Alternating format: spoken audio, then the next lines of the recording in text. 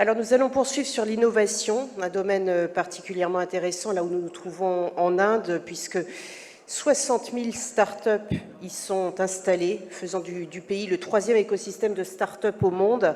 J'appelle pour venir nous en parler Nicolas Poirot, directeur général Afrique, Moyen-Orient, Inde du groupe Air Liquide, leader mondial des gaz, technologies et services pour l'industrie et la santé. Vous êtes présent dans 60 pays à travers le monde et fort de plus de 66 000 collaborateurs. Venez me rejoindre, Monsieur Poirot. Merci beaucoup d'être avec nous. J'appelle également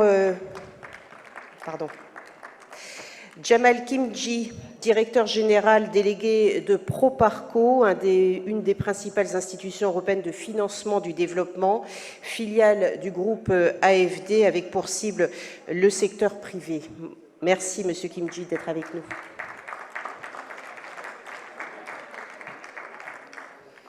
Et la discussion sera modérée par Swat Tenfi-Chancel, présidente directrice générale de Link, un hub d'innovation pour l'ère numérique, présent en Inde depuis 2015. Swat Tenfi-Chancel, qui est également coprésidente de la French Tech India. Excellente discussion à ce nouveau panel donc sur l'innovation.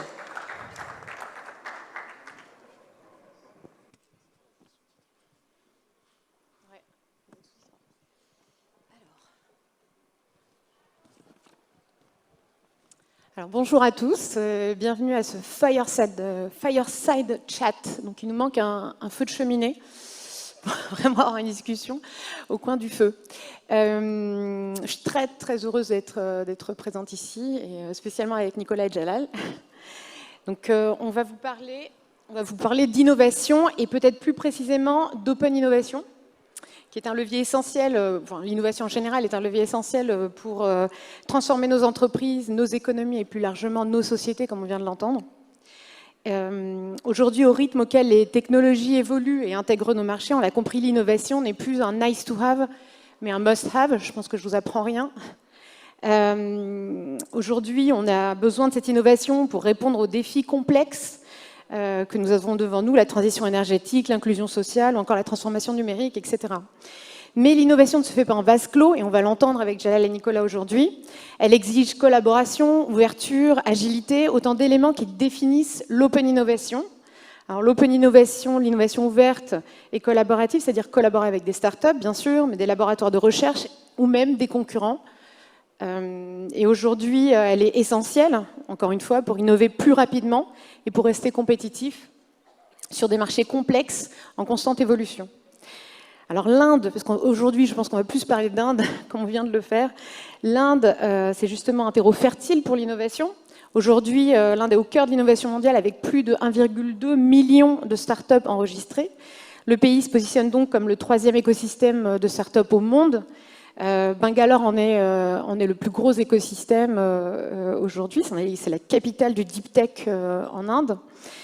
L'Inde accueille plus de 116 licornes avec une croissance exponentielle des investissements dans les technologies de rupture comme l'IA, bien sûr, on vient de l'entendre, mais là aussi la biotechnologie, la robotisation, les systèmes quantiques, les systèmes neuromorphiques, la maintenance prédictive, etc., etc., etc. Et comme on vient de l'entendre de l'excellent Sharad Sharma, qui est une icône dans l'écosystème d'innovation, dans l'écosystème de start-up en Inde, un des éléments clés qui a contribué à cette dynamique est l'India Stack. Donc cette fameuse pile technologique indienne, c'est un ensemble de technologies numériques interopérables et open source. Je crois beaucoup à la vertu de la répétition, donc je vais vous réexpliquer ces trois fameux layers d'applications qui sont l'ADAR, donc l'identification biométrique, le UPI, on en a parlé at length pour les paiements numériques, et le eKYC et les e-signatures. En fait, ce qu'il faut comprendre, c'est vraiment que l'India Stack a permis à des millions d'Indiens d'accéder à des services financiers publics, mais aussi l'India Stack, cette pile technologique, c'est un terrain de jeu absolument génial pour les entrepreneurs indiens. Donc plutôt que de construire sur la stack, sur la pile technologique de Google, on construit en Inde sur l'India Stack. Donc ce dynamisme repose également sur une base solide de talents, comme on a pu l'entendre. L'Inde forme chaque année 1,5 million d'ingénieurs, plus de 5,4 millions de personnes travaillent dans le secteur technologique aujourd'hui. En matière de collaboration, l'Inde est le hub mondial des GCC, les Global Capability Centers. Il y en a 1700 centres dans le pays. Mais ce qu'il faut voir, c'est qu'on a vécu dans les 5-10 dernières années peut-être un shift dans le paradigme. Ces back-office sont devenus des hubs d'innovation pour beaucoup d'entreprises, en fait. Et souvent, ces GCC sont leaders en termes d'innovation pour leur maison mère. Voilà, et ensuite, je vais juste vous parler de quelque chose que vous devez certainement tous connaître. L'Inde, c'est également un leader en matière d'innovation frugale. C'est le fameux Jugaad. Donc le Jugaad, c'est un concept qui incarne en fait l'esprit d'innovation indien et qui s'aligne beaucoup avec l'esprit d'innovation des startups ou la méthodologie des startups.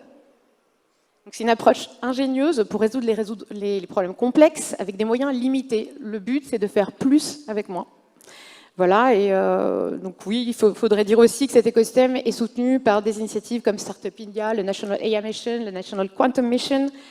Voilà, et tout ça, c'est le véritable objectif de tout ça, c'est de faire de l'Inde une économie numérique de 1000 milliards de dollars d'ici 2028. Maintenant, j'aimerais commencer avec une question. Nicolas et Jalal, une question pour vous deux. Comment vos organisations respectives intègrent-elles l'innovation dans leur stratégie globale et pourquoi est-ce crucial pour atteindre vos objectifs?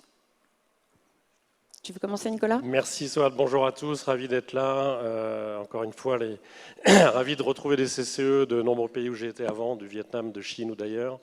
Et dans cette région qui est à la croisée de l'Asie et du Moyen-Orient et de l'Afrique où je suis aujourd'hui. Ravi de parler d'innovation. Alors, moi, je représente une entreprise du CAC 40, globale et très locale, puisque nos produits voyagent peu. Donc, pour nous, l'innovation, c'est d'abord un thème qui, et c'est exactement ce que tu disais, Souad, qui utilise le levier de tous les pays où on est présent. On a la chance de produire et de fournir des clients dans presque tous les pays du monde. Et dans chaque pays, on essaye d'utiliser ce qu'il y a de meilleur dans le pays. Donc, on a beaucoup d'appétit ici grâce à ça. L'innovation dans un groupe comme le nôtre, on l'oublie toujours, les grands groupes ont été des startups à une époque. On essaye tous, dans nos groupes, de garder l'esprit start-up d'origine, qui a été les fondateurs. On sait très bien que c'est complexe, parce qu'on est complexe, les grands groupes, le monde est complexe. Donc on essaie d'instiller des bulles d'innovation à l'intérieur de nos organisations, de nos objectifs, de notre time management. On a tous des objectifs liés à l'innovation, plus ou moins importants, parce qu'on ne veut pas tomber dans le piège d'avoir des organisations innovantes. On en a. On a des stands de R&D, on a des gens qui sont dans l'innovation, un Digital Factory, des labs, des gens qui testent les AI. Mais on ne veut pas que ce soit une bulle à part. On veut que ce soit des gens sur le terrain, nos vendeurs, nos producteurs en Inde, qui puissent utiliser des outils innovants avec nos clients pour les ramener dans le groupe. Donc dans la stratégie d'Air Liquide, où il y a 4 grands piliers, délivrer les chiffres financiers, si vous êtes actionnaire, vous l'appréciez, décarboner la planète, comme tous on veut participer parce qu'on a des technologies, agir pour tous, et un des 4 angles, c'est l'innovation à travers les technos. On reste un groupe qui valorise beaucoup la technologie, alors que ce soit numérique ou que ce soit de la technologie hard, on a des technologies pour décarboner, et on sait très bien, parce qu'on le voit dans nos ventes et on le mesure, ce qui vient de choses, de produits, d'applications de nos gaz qui n'existaient pas il y a 5-10 ans. Et on sait très bien que si on n'est pas en permanence en train d'aller chercher les molécules de demain, les applications de demain pour l'électronique, pour la santé, pour le raffinage, on sera en perte de vitesse dans 5-10 ans. Donc on ne peut jamais rester sur un esprit de rente. On pourrait, les grandes entreprises, parfois se dire on est globaux, on a des gros bassins. On a besoin de l'innovation parce qu'on sait très bien que ça va de plus en plus vite. Et notamment pour nous qui opérons en Asie, en Chine, à Singapour, en Inde, la grosse différence avec l'Europe, ça reste la vitesse avec laquelle l'innovation impacte le business. La concurrence va très très vite, les concurrents locaux vont très très vite, donc l'innovation doit être au cœur de ce qu'on fait. Donc l'innovation au cœur du business, et encore une fois un must-have, clairement. Et pour toi, Jalal, chez Proparco? Oui, alors merci beaucoup, bonjour à tous. Peut-être en un mot pour ceux qui ne nous connaissent pas, Proparco, donc filiale de l'Agence française de développement, on est une banque. On finance à peu près 2,5 milliards d'euros de projets tous les ans.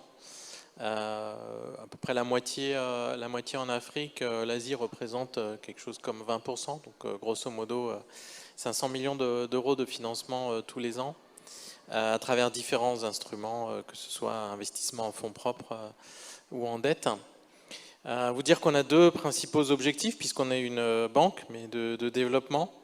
Et nos deux principaux objectifs dans la région, c'est évidemment tout ce qui protège la planète, donc pour accompagner la transition énergétique, et puis une transition énergétique juste, donc la réduction des inégalités. Quand on voit où on en est aujourd'hui au niveau global, en termes de challenge pour atteindre les objectifs de développement durable, on n'a pas le choix que d'innover. Alors qu'est-ce qu'on fait nous pour essayer d'innover, puisqu'on est une institution financière?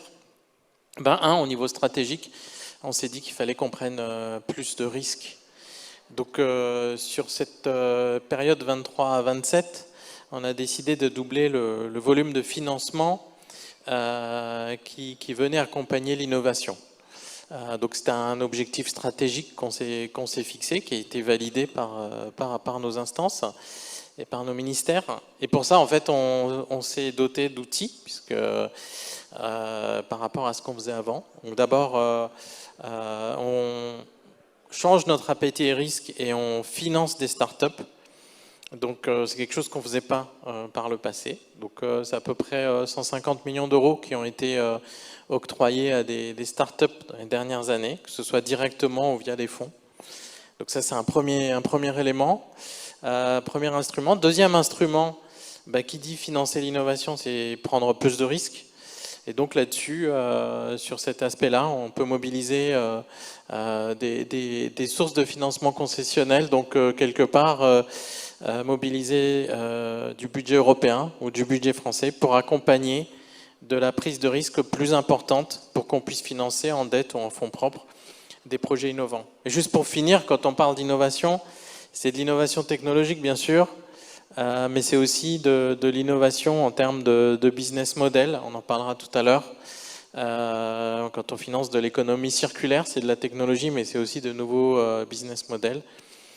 C'est de l'innovation en termes d'approche aussi. Quand on va financer, tu parlais du Jugaad tout à l'heure, on finance beaucoup des institutions de microfinance et on voit à quel point on a des micro-entrepreneurs qui sont très très innovants dans leur approche. Donc voilà, il y a différentes formes d'innovation et nous, notre rôle, c'est d'accompagner, catalyser cette innovation pour ensuite pouvoir passer à l'échelle. Et on peut le faire qu'avec des entreprises telles que les vôtres. Merci Jaël. Nicolas, Air Liquide multiplie les collaborations stratégiques avec Sasol en Afrique du Sud, mais aussi avec des startups et comme on disait, avec l'académia, des institutions académiques. Quels sont les critères qui déterminent vos choix de partenaires chez Air Liquide? Et comment ces collaborations enrichissent-elles vos efforts d'innovation dont tu parlais? Alors c'est une bonne question parce qu'en fait il n'y a pas de réponse évidente. Le cas que tu mentionnes, Sasol, c'est un cas presque facile entre guillemets. C'est-à-dire que Sasol est un très gros player, un gros émetteur de CO2 en Afrique du Sud. Ils émettent 70 millions de tonnes de CO2 sur leur site. On aurait pu s'en éloigner en se disant c'est complexe, qui veut prendre? On a fait l'inverse. On a été faire des takeovers chez eux et on a joint nos forces de frappe, la leur et la nôtre, pour faire des choses qui marquent. Donc de temps en temps, c'est l'intérêt de nos entreprises, on peut faire des choses impactantes quand on a deux partenaires comme Sasol et nous, dans un site où les enjeux sont énormes, donc c'est surtout le CO2 mais pas seulement, et là on peut apporter la force de frappe aidée par les entreprises innovantes qui peuvent être dans ce cas-là des petites startups, parce qu'on a besoin de ces technologies-là très agiles, c'est pas toujours les nôtres, mais au moins avec Sasol et nous, on arrive à faire des choses qui font la différence.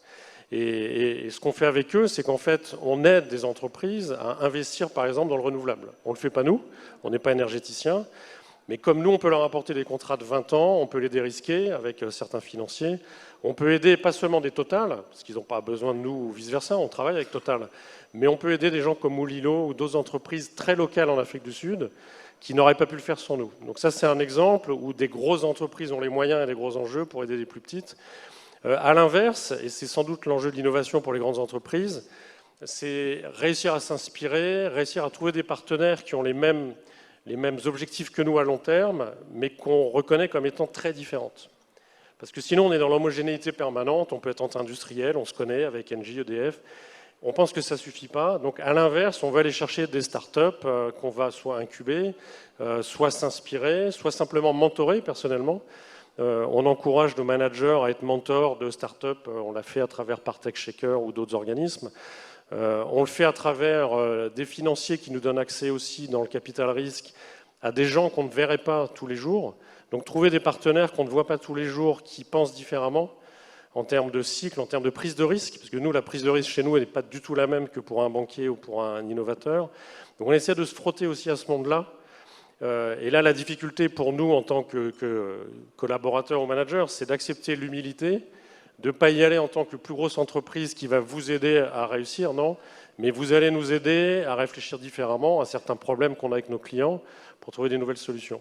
Et on a été beaucoup inspiré en Asie par les clients de l'électronique, parce que l'électronique, ils ont un cycle tellement rapide où l'innovation démarre à un bout de la fab et la fabrication à l'autre bout. Donc ils n'ont pas les centres de R&D dans un coin et de la fabrication dans l'autre. Tout est déjà mis en œuvre, mais doit être parfait. Donc leur exigence est quasi infinie pour faire des puces, à Taïwan ou en Corée. Et on s'est inspiré d'eux parce qu'ils arrivent à faire ça, à se faire challenger par des toutes petites boîtes qui apportent des solutions quelque part à des pain points et qui, bien entendu, on espère qu'ils nous aident nous-mêmes à avoir cet esprit d'entrepreneur, mais on sait très bien que nos managers ont des objectifs court terme aussi, donc on ne peut pas tout mélanger. Donc nos choix de partenaires, ils sont très vastes, des très petits ou des plus gros. D'accord. Donc ce qu'on entend là, Nicolas et Jalal, c'est l'innovation, c'est pas que la techno. C'est un changement de mindset, c'est un changement stratégique pratiquement dans la culture de vos entreprises. Et c'est très intéressant. Mais par exemple, chez Air Liquide, donc votre travail sur le développement durable, sur la réduction du CO2, comment est-ce que tu associes ça, comment vous associez ça avec, vos cibles, j'ai envie de dire, financières? Alors, à court terme, on développe comme tout le monde des POC, on appelle ça des tests ou des pionniers. Et après, nous, l'enjeu, c'est le scale-up comme tout le monde. Donc au début, il faut accepter que les premiers tests, notamment sur le CO2, ne soient pas toujours rentables au début. On parle beaucoup d'hydrogène vert, on sait très bien qu'il y a beaucoup d'enjeux dans l'hydrogène vert, qui est d'abord la rentabilité. Donc on fait plus d'hydrogène vert en France, pourquoi? Parce qu'on a des subventions, il y a une base nucléaire de l'électricité qui nous aide pour les électrolyseurs, à être capable en France, à aller beaucoup plus vite, à prendre des risques économiques avec des banquiers pour investir dans l'hydrogène vert sans que ça remette en cause notre rentabilité. On aimerait faire l'hydrogène vert dans d'autres pays, mais si le CO2 n'a pas de prix, s'il n'y a pas de subvention, s'il n'y a pas de clients, on ne peut pas toujours le faire. Donc on essaie de garder des principes d'affaires sains et de faire dans les pays où on peut, d'aller plus vite. En Chine, c'est différent, on fait de la capture. Il y a beaucoup de pays où on accélère la capture et parfois on accepte de ne pas être au modèle de rentabilité économique au début. On a une technologie de capture de CO2 qui est en Normandie depuis plus de 10 ans. Il y a une raffinerie de Total, une raffinerie d'ExxonMobil. Ça fait plus de 10 ans qu'on a cette technologie sur place, qui n'est pas très rentable entre nous. Alors on récupère du CO2 qu'on utilisait au début pour nos propres clients qui utilisent du CO2. Maintenant on va à l'échelle pour le capturer, pour rendre tout ce bassin vert et emmener ce CO2 en Norvège avec d'autres. Donc on a mis 10 ans pour économiquement commencer à avoir un modèle qui tienne et pouvoir investir encore plus sur le bassin de Normandie. Mais si on n'avait pas eu au début, nous, la prise de risque, qu'on pouvait prendre le soutien de la région Normandie, de l'État français, on ne l'aurait sans doute pas fait. Maintenant, ce modèle de technologie, on le réplique partout dans le monde. Donc il faut trouver le moyen de comprendre que les pays n'ont pas les mêmes règles. L'ETS, j'en parlais, le CO2, c'est clé. On veut tous décarboner. Il faut comprendre que certains pays sont plus sur la subvention. Les US, en ce moment, c'est l'IRA. On peut faire des choses au Moyen-Orient, on le fait. On peut faire des choses en Chine, en Inde. Et à chaque fois, c'est différent. D'accord. Donc c'est vrai qu'il y a toujours cette dichotomie entre le ROI, qui serait le Return on Innovation, et le Return on Investment. Mais c'est vrai que l'innovation a tellement d'externalités positives, finalement, pour l'entreprise. C'est un choix à faire. Jalal, Proparco s'engage à promouvoir le développement durable également, bien sûr. C'est une évidence, en soutenant le secteur privé, comme en Inde. Vous avez par exemple investi dans Gravita pour développer la filière du recyclage des batteries de plomb en Inde et en Afrique. Donc, quels sont selon toi les facteurs clés de succès de vos initiatives, des initiatives très innovantes? Et comment vois-tu leur rôle et le secteur du recyclage dans l'avenir énergétique de l'Inde? Oui, alors, juste comme je disais tout à l'heure, nous, ce qu'on fait, c'est qu'on essaye de travailler sur toute la chaîne de valeur. Donc, on finance aussi bien des startups que des entreprises plus matures. Donc, on a, par exemple, l'année dernière, financé un fonds de capital risque qui s'appelle Omnivore et qui se focalise sur tout ce qui est technologie appliquée au secteur agricole. Donc c'est un fonds de 200 millions, on investit en fonds propres Et ensuite, c'est ce fonds-là qui va accompagner des startups. Et évidemment, quand on parle de startup, il y a une probabilité, voilà, on a une approche portefeuille. Donc ça, c'est les startups et c'est un axe important pour nous parce que l'innovation, elle vient des entreprises et du terrain et des startups. Un deuxième exemple, tu viens de le citer, c'est on a essayé de beaucoup travailler avec, sur le sujet économie circulaire. C'est un enjeu évidemment majeur en Inde. Tu as parlé du financement qu'on a octroyé l'année dernière à l'entreprise Gravitas, qui est en fait un financement d'une vingtaine de millions de dollars. Et l'idée, c'est de les accompagner. C'est une entreprise qui est spécialisée dans le recyclage de batteries, présente en Inde, au Sri Lanka, mais aussi en Afrique. Et pour nous, l'idée, c'est de voir comment on peut augmenter leur capacité de production et voir comment on peut les accompagner au mieux pour que leur travail se fasse de la manière la plus durable possible d'un point de vue environnemental et social. Donc ça, c'était un exemple. Un deuxième exemple, on est en train de travailler avec eux, on devrait signer le financement cet après-midi. C'est avec l'entreprise GRP, qui est le leader indien du recyclage de pneus. Il fait partie du top 3 mondial et ils fournissent des entreprises comme Michelin, par exemple. Et alors, tu parlais de quels sont les facteurs clés de succès. Un, évidemment, avoir un business model qui tient et une technologie éprouvée pour qu'une fois la phase de proof of concept validée, qu'on puisse passer à l'échelle. C'est le premier élément. Deuxième élément, avoir un environnement réglementaire qui soit porteur. Et en Inde, c'est particulièrement le cas, puisqu'il y a une réglementation assez forte qui contraint les entreprises à recycler une partie de leurs produits. Et donc, c'est des environnements qui sont porteurs et qui permettent de faire décoller le secteur. Donc ça, c'est un deuxième élément clé. Et puis, troisième élément clé, évidemment, quand on parle d'économie circulaire, c'est d'avoir des approches durables d'un point de vue environnemental et social pour pouvoir passer à l'échelle et lever des financements qui soient ensuite conséquents au niveau international. Donc quelques éléments clés et quelques exemples qui nous montrent qu'en Inde, en tout cas, pour nous, c'est vraiment une plateforme intéressante pour non seulement développer des projets en Inde, mais aussi sur nos différentes zones d'intervention. Et donc tu parles de ce cadre réglementaire en Inde. On sait qu'il évolue très rapidement, as we speak. Alors il évolue pour soutenir l'innovation, pour les énergies renouvelables, etc. Mais dans quelle mesure ces régulations, tu viens de nous le dire, elles favorisent dans certains cas vos initiatives. Est-ce qu'elles peuvent les freiner? Et comment est-ce que vous travaillez avec les stakeholders, les parties prenantes locales pour relever ces défis? Non, ce qui est important, c'est que quand on structure des financements qui sont basés sur de long terme, quand les entreprises investissent sur du long terme, qui est un cadre réglementaire et un environnement qui soit prédictible. Donc ça, c'est clé d'avoir un environnement qui ne change pas voilà, de manière trop fréquente et qui nous permette de planifier et de structurer des financements de long terme. Et puis ensuite, il y a deux types d'évolution. On peut soit être sur un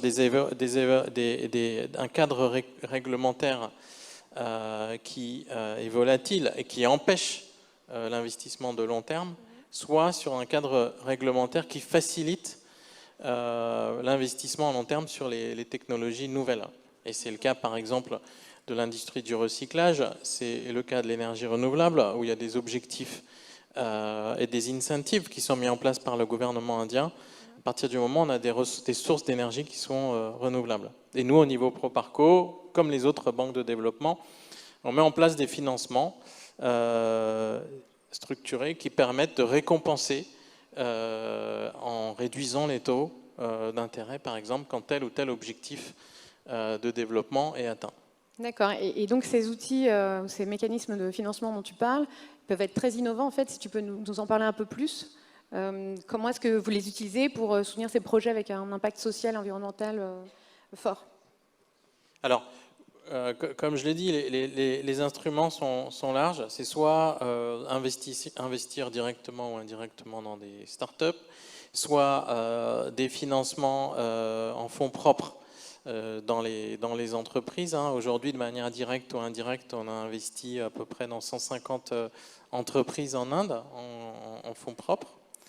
Ça peut être des financements de long terme, à 15, 20 ans. On finance des projets au Kazakhstan récemment ou en Ouzbékistan sur des gros projets de batteries solaires. Mais ça peut être aussi des financements structurés, comme je disais, où le taux d'intérêt est variable en fonction des objectifs de développement durable. Si l'entreprise arrive à décarboner d'une certaine manière son entreprise, les taux vont évoluer. Si une fraction de la population, notamment en termes d'équilibre de genre, à la fois l'entreprise ou les clients permettent d'atteindre certains objectifs en matière d'égalité de genre, alors les taux d'intérêt qu'on facture peuvent évoluer. Donc voilà, on a quelques instruments comme ça qui ne sont pas compliqués d'un point de vue financier, mais qui encouragent les entreprises à développer, à avoir des impacts sociaux. D'accord. Merci Djalal. Nicolas, alors moi j'aimerais voir des exemples récents où je sais qu'Air Liquide, que l'innovation chez Air Liquide passe bien sûr par l'utilisation des technologies numériques, donc telles que l'IA, of course, mais aussi des solutions connectées, etc. Est-ce que tu peux nous donner des exemples des exemples assez récents, si c'est possible, sur ces technologies et comment elles ont transformé vos processus et amélioré votre offre, vos offres pour vos clients? Ok, alors j'ai plusieurs exemples en tête. On a sur la partie industrielle, production, qui est clé pour nous. Ça fait déjà quelques années qu'on utilise beaucoup d'AI, ou je ne sais plus comment on dit d'IA, d'algorithmes qui nous aident à prédire les casses. Donc beaucoup de gens dans l'industrie ont déjà fait ça depuis quelques années. Les algorithmes sont bien meilleurs qu'avant, donc on commence à être très fin pour commencer à économiser, à pousser les maintenances, pour prédire les casses machines, tout bêtement, parce qu'on a beaucoup de données sur les 500 usines dans le monde. Sur la partie fourniture, parce qu'on a 10 000 camions qui tournent et qui livrent 20 millions de bouteilles dans le monde, là aussi on a besoin de beaucoup de données pour essayer d'améliorer, non seulement pour nous, mais pour nos clients. Il y a une énorme valeur pour eux de prédire. Alors vous avez vu les routes en Inde, c'est à peu près les mêmes au Vietnam, au Caire. Donc prédire l'arrivée et la livraison, on n'est pas Amazon, mais quand même on aimerait bien aider nos clients à mieux prévoir quand notre livraison arrive pour qu'eux puissent l'anticiper. Donc ça c'est des choses très concrètes qui marchent bien. Après on traite énormément de patients à domicile, Air Liquide, donc c'est les gens qui ont des maladies chroniques, par exemple l'apnée du sommeil. L'apnée du sommeil, comme beaucoup de maladies chroniques, coûte cher à traiter pour l'État ou pour la mutuelle selon le pays. Donc on va aider les patients et les États à mieux monitorer l'utilisation de ces outils-là. Parce qu'on ne peut pas visiter les patients tous les jours, c'est impossible. Donc en fait, ces outils, ces algorithmes nous aident aussi à voir la façon dont les gens utilisent les équipements. Vous avez un équipement à la maison qui vous aide à traiter une maladie respiratoire ou le sommeil, qui coûte très cher. Si vous l'utilisez qu'une fois sur deux, si vous dites le week-end, finalement j'ai envie de me relâcher, je ne l'utilise pas, c'est comme tout traitement de santé, l'efficacité va être très mauvaise. Donc dans certains pays comme la France, ça fait partie de l'observance. Donc ça aide l'État à ne pas dépenser de l'argent sur des choses ou des outils que les gens n'utilisent pas. Mais ce qu'on essaie de faire plutôt, c'est d'apporter de l'aide aux docteurs et aux patients pour apprendre des choses dans les maladies croisées. Donc on commence à avoir des gens qui ont des multisymptômes que l'AI aide à découvrir. Et enfin, nous, alors chez Air Liquide, on est sous Google depuis peut-être 10 ans. On est passé sur le cloud assez tôt. Donc on commence à piloter l'utilisation de Gemini en tant que résumer nos meetings, etc. Donc peut-être que tout le monde le fait déjà. Ouais. C'est en fait pas si simple que ça, de ne pas perdre son temps à jouer avec des outils, comme nos enfants, on en parlait tout à l'heure, jouer avec ChatGPT, mais à se dire comment ça peut vraiment nous aider dans les centres de services partagés en Inde ou ailleurs, ça c'est évident, comme les chatbots, mais on commence à être dans des domaines qui sont parfois loin de l'industrie, où là on va dépendre de fournisseurs, donc il faut qu'on ait chez nous, in-house, des gens qui comprennent, quand je mets de l'argent dans l'AI et le numérique, qu'est-ce qui est pour moi et pour mes clients, et qu'est-ce qui n'est pas, comme dans toute chaîne de fourniture, et qu'est-ce qui n'est pas des choses en trop dont on n'a pas vraiment besoin. Donc c'est très, très agréable, beaucoup de valeur, mais il faut qu'on fasse tous attention, parce que derrière, on a la cybersécurité, on a l'utilisation qui font que c'est de plus en plus cher d'utiliser de l'aide numérique dans l'industrie. Merci. Alors, il ne nous reste pas beaucoup de temps. Une dernière question. Si vous deviez, Si vous deviez résumer en une phrase ce que l'innovation représente pour vous et vos organisations, Jalal, tu te lances? En une phrase, je dirais que c'est une nécessité et un état d'esprit. Et si j'avais un message à faire passer aujourd'hui à toutes les entreprises, ça fait... voilà, on travaille depuis côté Proparco, on existe depuis 50 ans. Moi, ça fait une quinzaine d'années que je suis dans ce type d'organisation. Et ce qui me frappe, c'est à quel point il existe des sources de financement pour toutes les entreprises, que ce soit des startups, des PME, des grosses entreprises.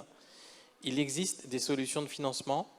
Nous, on travaille avec une centaine de fonds d'investissement dans le monde, que ce soit du capital risque ou autre. On travaille en direct avec des entreprises. Donc, des solutions de financement pour une entreprise qui cherche 1 000 € quand on parle de microfinance ou 100 millions d'euros, il en existe. Mais souvent, la complexité, on en parlait tout à l'heure avant la réunion, c'est que les entreprises, les entrepreneurs, leur travail, c'est de développer une entreprise. C'est pas forcément d'être au courant de toutes les sources de financement qui existent. De Proparco, de la SFI, voilà, il y en a beaucoup.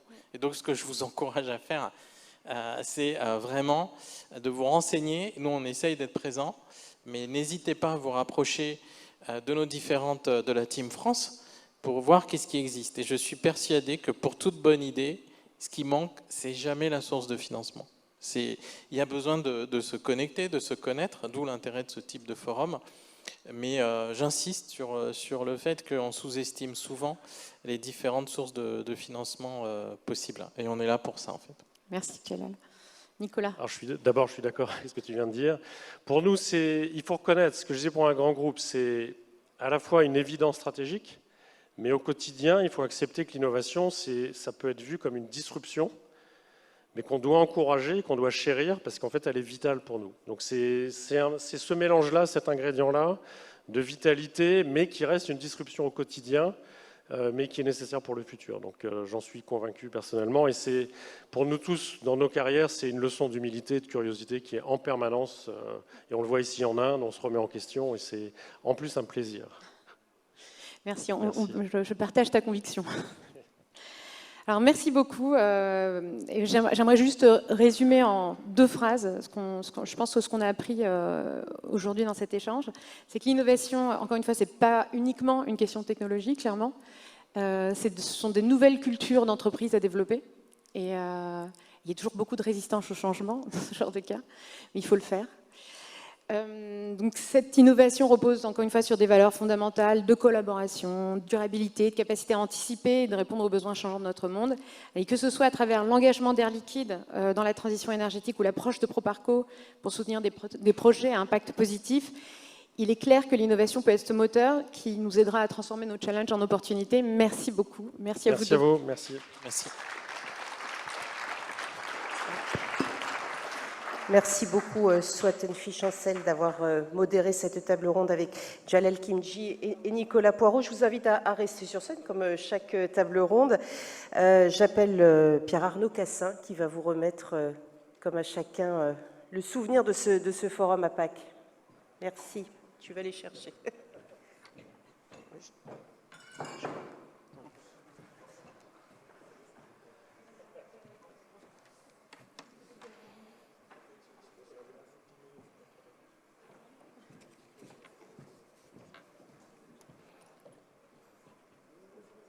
Voilà, merci beaucoup d'avoir animé cette table ronde sur l'économie circulaire, ses financements, leur impact social et environnemental. Merci beaucoup.